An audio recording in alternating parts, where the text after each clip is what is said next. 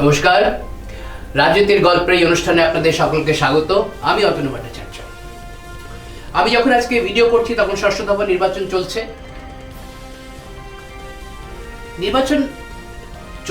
নির্বাচন এগোচ্ছে। সপ্তম দফা বাকি, একটা দফা বাকি, 1 জুন, 4 জুন ফলাফল। এই নির্বাচন যত এগিয়েছে, আমি আপনাদের গত ভিডিওতে বলেছিলাম যে মোদি বিরোধীদের হতাশা নিরাশা ততই বাড়ছে। এখানে আমি যেটা আপনাদের সামনে যে প্রসঙ্গ উত্থাপন করব, সেই প্রসঙ্গ হচ্ছে একটা গোষ্ঠী আছে আমাদের দেশে, শুধু আন্তর্জাতিক একটা গোষ্ঠী আছে, এবং সেই গোষ্ঠীর এক নেতার নাম হচ্ছে জর্জ সোরেস। এই জর্জ সোরেস একজন ধনকুবের, তিনি মার্কিন ধনকুবের। এনার কাজ হচ্ছে বিভিন্ন দেশের এই রকম, আমরা যখন যাদেরকে বলা হয় যারা ডেভেলপ করছে যে নেশনগুলো, উন্নতশীল দেশগুলোর যে সরকার আছে, সেই সরকারগুলোকে কন্ট্রোলে রাখতে, নিয়ন্ত্রণ করতে পারা যায় কিনা, যদি নিয়ন্ত্রণ করতে না পারা যায় তাকে কিভাবে উৎখাত করা যায়, সেই ধনকুবের সেই সব ষড়যন্ত্রগুলো করে থাকে। এই জর্জ সোরেস যিনি ধনকুবের, এই মার্কিন ধনকুবেরের কাজ হচ্ছে এই বিভিন্ন দেশের যে সরকার আছে, এবং আমি আপনাদের বলেছি যেটা যে ডেভেলপ নেশন বা ডেভেলপ হচ্ছে এই ধরনের যে দেশগুলো আছে, বিশেষ করে তৃতীয় বিশ্বের দেশ বলে যাদেরকে বলা হয়ে থাকে, সেই তৃতীয় বিশ্বের দেশের সরকারগুলোকে কিভাবে নিয়ন্ত্রণে রাখা যায় তার ষড়যন্ত্র তিনি করে থাকেন। এবং তার সারা বিশ্ব জুড়ে এই জর্জ সোরেসের চারাচামুন্ডারা আছে। চারাচামুন্ডা বলতে কাদের বোঝাচ্ছে? এই চারাচামুন্ডা বলতে বোঝাচ্ছে বিভিন্ন প্রফেশনের, যেমন সাংবাদিক আছে, এবং এই সাংবাদিক আসলে তার নামে সাংবাদিক, তারা আসলে দালাল। এই সাংবাদিক কুল আছে, বিভিন্ন সংস্থা আছে যাকে বলা হয় এনজিও সংস্থা আছে। আবার ইদানিং কিছু রাজনৈতিক দল এবং নেতাও এই জর্জ সোরেসের গোষ্ঠীর মধ্যে ঢুকে পড়েছে। জর্জ সোরেসের গোষ্ঠীর এই সংস্থাগুলোর তারা অনুদান পায়, তারা মদতপুষ্ট, এবং এই সাংবাদিকদের কাজ হচ্ছে ভারত বিরোধী যত ধরনের ন্যারেটিভ হয়, সেই ন্যারেটিভগুলোকে তারা বিভিন্ন প্রচার মাধ্যমে প্রচারিত করা। তো জর্জ সোরেস যখন দেখলেন যে 2014-তে মোদি সরকারে ক্ষমতায় ফিরলো একটা ভুল হবে, ক্ষমতায় এলো প্রথমবার অ্যান্টি কংগ্রেসিজম করে, বা কংগ্রেস বিরোধী একটি শক্তি যার কংগ্রেসের সঙ্গে কোনো সম্পর্ক নেই, সেরকম একজন প্রধানমন্ত্রী ভারতে হলেন। তখন থেকে জর্জ সোরেসের কপাল কুঁচকেছে, মাথায় বেশ কিছু ভাঁজ পড়েছিল। কিন্তু জর্জ সোরেস সেই সময় খুব একটা ওই পাত্তা দেননি, যাকে বলা হয় পাত্তা দেননি। তার কারণ হচ্ছে জর্জ সোরেস এবং ভারতে যারা জর্জ সোরেসের অনুগামী, তারা বলেছিল এটা কিছু না, একটা ফ্লুকে প্রধানমন্ত্রী হয়েছে মোদি, এবং ফ্লুকে বিজেপি পাওয়ারে এসছে। বিজেপি আগেও পাওয়ারে এসেছিল, সেটা জোট শরিক হয়ে এসেছিল অটল বিহারী বাজপেয়ী, এবং সেটা 5 বছরের বেশি টেকেনি, এও 5 বছরের বেশি টিকবে না। কিন্তু জর্জ সোরেসের মাথা ব্যথা শুরু হলো 2019-এর পর থেকে। আমি এই 2014 থেকে 19-এর যে এপিসোড, সেই এপিসোডে কি হয়েছে, সেই এপিসোডে যখন প্রথম দফায় মোদি কিন্তু তখন কোনো রকম কন্ট্রোভার্সিয়াল, কোনো রকম এজেন্ডাগুলোকে তিনি লাগু করেননি। তিনি কেবল দেখে গেছেন, লক্ষ্য করেছেন বা অবজার্ভ করেছিলেন যে কিভাবে এই রাজনীতির পায়দানে এগোতে হবে। এবং বিজেপির যে কোর এজেন্ডা, যেগুলোকে আমরা বিজেপির কোর এজেন্ডা বলি, সেগুলো হচ্ছে 370 ধারা বিলোপ করা, রাম মন্দির প্রতিষ্ঠা করা এবং ইউনিফর্ম সিভিল কোড। এই তিনটে ওদের কোর এজেন্ডা ছিল। এটা বাজপেয়ী আমলে এটাকে বাজপেয়ী ব্যাক বার্নারে রেখেছিল, তিনি ঠান্ডা ঘরে পাঠিয়ে দিয়েছিলেন। তার কারণ হচ্ছে সেই সময় বাজপেয়ী জোট সরকার চালাচ্ছিলেন। জোট সরকারের কেউ এইগুলোকে পছন্দ করতো না এবং বিরোধ করতো। সেই জন্য সরকার চালানোর জন্য এবং রাজনৈতিক বাধ্যবাধকতার জন্য বাজপেয়ী এই বিজেপির কোর এজেন্ডাগুলোকে ব্যাক বার্নারে রেখে দেন। মোদী কিন্তু 2014 থেকে 19 পর্যন্ত এই কোনো এজেন্ডা, যেগুলো বিজেপির কোর এজেন্ডা, সেগুলোকে তিনি হাত দেননি। তিনি কেবল জল মেপে গেছিলেন।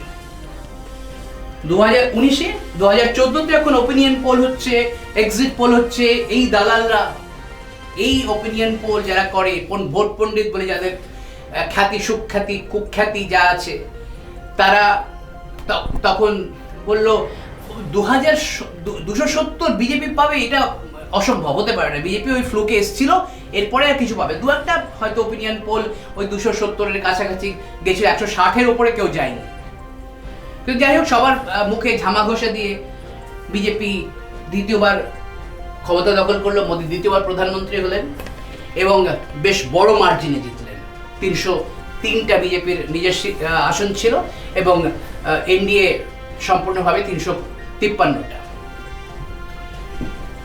এই সময় জর্জ সোরেসের মাথা, মানে কপালে বেশ কিছু ভাঁজ দেখা গেল।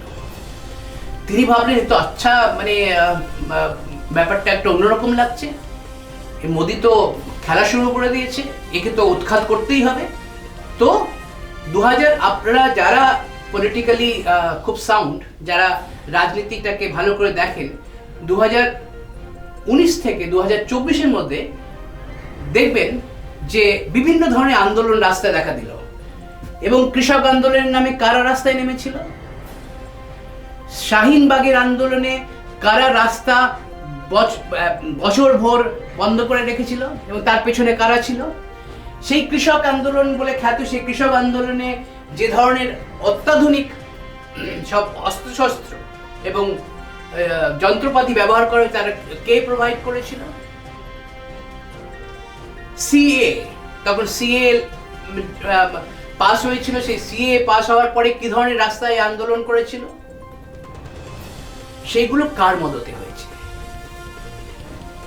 এই যারা আমরা রাজনীতির এই গলিতে ঘোরাফেরা করি, রাজনীতিটাকে বুঝেছি বা পড়েছি, এর বুঝতে হবে যে এর পেছনে এই আন্তর্জাতিক চক্র কিভাবে কাজ করেছে, এই জর্জ সোরেসের মদতপুষ্ট গোষ্ঠী কিভাবে কাজ করেছে, যারা ভারত বিরোধী, যারা ভারতের কোনো মতেই ভালো চায় না, তারা চায় সবসময় যে ভারত যে কোনো অন্য বিদেশি রাষ্ট্রের কাছে মাথা নত করে থাকুক। তাদের যোগসাযোগে এই আন্দোলনগুলো সংগঠিত হয়েছিল। তাদের যোগসাযোগে এই ধরনের আন্দোলনগুলো আরো ফুলে ফেঁপে ওঠার চেষ্টা হচ্ছিল। কিন্তু সে সময় খুব বুদ্ধি করে মোদী যে কৃষকের 3টে আইন এনেছে, 3টে আইনকে তিনি ফেরত নিয়ে নিলেন। যদি ফেরত না নিতেন, সেই সময় কিন্তু আন্দোলনটা আরো বড় আকার ধারণ করতে পারত। এবং সেটাই চেয়েছিল এই জর্জ সোরেসের গোষ্ঠী, এই গোষ্ঠীর নেতারা, এই গোষ্ঠীর মধ্যে যে রাজনেতারা বা রাজনৈতিক দলগুলো জড়িত, তাদেরকে আপনারা সহজে চিনতে পারবেন রাস্তায়। নাম বলা যাবে না, কারণ নাম বললে আবার মানহানির মামলা হতে পারে, সে নাম বলা যাবে না। তারা সব আছে, আপনারা দেখলেই চিনতে পারবেন। সবাই মুখোশ পরে ঘুরে বেড়াচ্ছে, মুখোশ খুললে বুঝতে পারবেন কে কোন গোষ্ঠী এই ভারত বিরোধী কাজে লিপ্ত। তো যাই হোক, আমি এটা বলছিলাম আপনাদের যে এই 2019 থেকে 24, এখন 24-এর নির্বাচন আসছে, চলছে। এই 24-এর নির্বাচনে 2019 থেকে যখন এই জর্জ সোরেসের এই পঙ্গপাল, এই গোষ্ঠী, এই মদতপুষ্ট গোষ্ঠীরা অনুদান যারা পায়, তারা যখন জর্জ সরোজের নির্দেশে মোদি বিরোধী কার্যকলাপে লিপ্ত এবং তারা দেখলো যে মোদিকে কিছুতেই বাগে আনা যাচ্ছে না, বিভিন্ন ধরনের কংগ্রেসের তরফ থেকে বিভিন্ন ধরনের অভিযোগ ওঠানো হলো। রাফেল দুর্নীতি হয়েছে, রাহুল একদম গলা ফাটিয়ে চেঁচাচ্ছেন কি বলে পার্লামেন্টে, সংসদে, বাইরে, যে রাফেলের দুর্নীতি হয়েছে।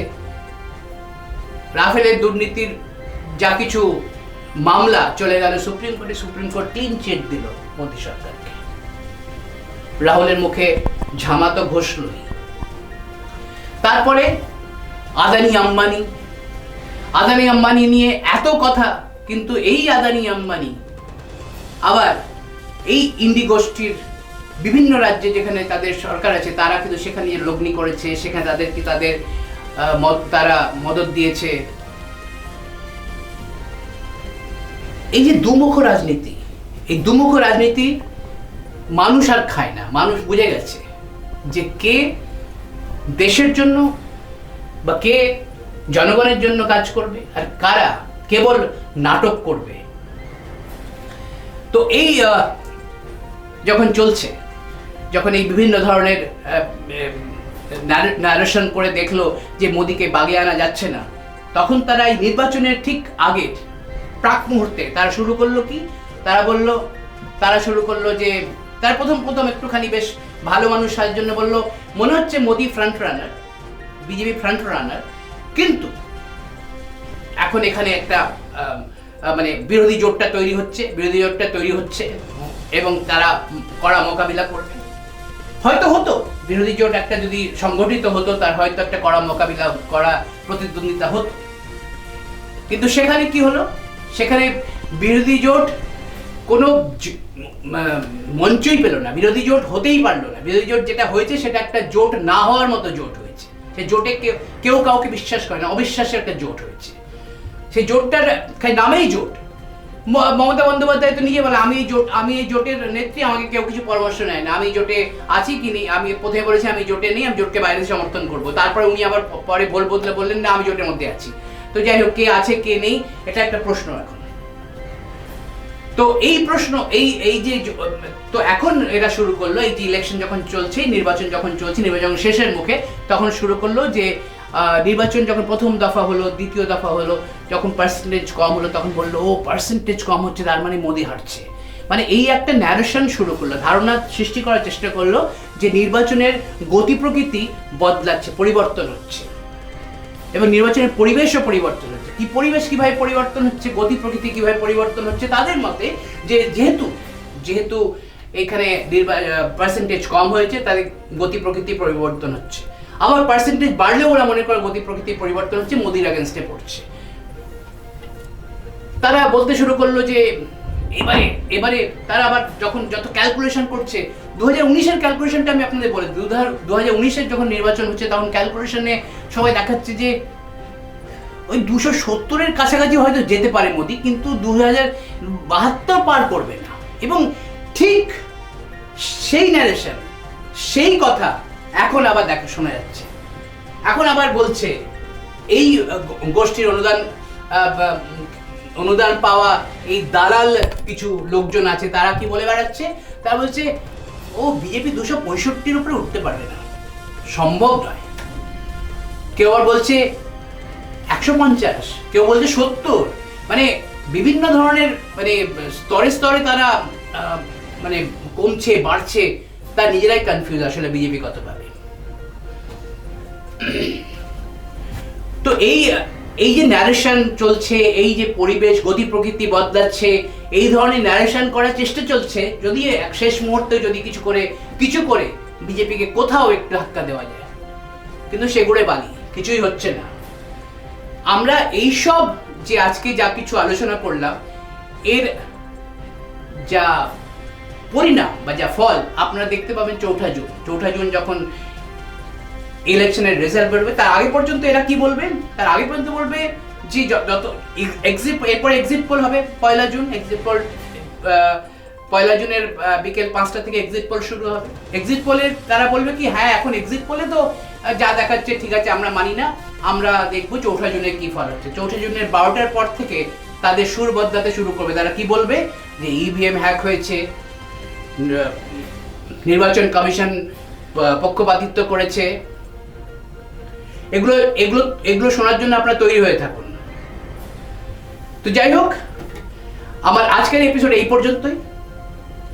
আমার বিষয় যদি ভালো লাগে অবশ্যই কমেন্ট করবেন, চ্যানেলকে সাবস্ক্রাইব করুন, লাইক করুন। নমস্কার।